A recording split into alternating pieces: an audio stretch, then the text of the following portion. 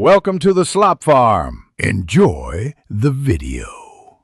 You start by ensuring Roblox Studio is installed and you're signed in. Open a new place. This is where you add a custom background. Next, import your background asset, a 1920x 1080 PNG or JPG under 5 MB. Roblox handles these reliably. Once done, create a new decal via the Asset Manager and upload your image. Make sure to name it clearly because you will reference that name in scripts and properties. This gives you the asset ID for the next steps. Now you place the background. Choose a sky object for world backgrounds or a screen GUI image label for UI overlays. For sky, set the skybox textures using the uploaded asset ID for the correct faces.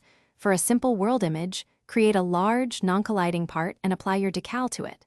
Then, write a short local script to swap textures at runtime. Assign decal. Texture equals RB's assetted, / your ID or update image label. Image similarly. These choices let you control perspective, parallax, and layering. Finish by testing in both play and server modes to confirm scale, lighting, and transparency look right. Adjust lighting, fog, and ambient to blend the background. Make sure parts are non-colliding and set to can collide equals false. Optimize performance. Reduce resolution to 0. 5. Enable streaming or use compressed JPGs if memory spikes. If your background is invisible, first verify the asset is public and you're using the exact RB's assetted / ID string.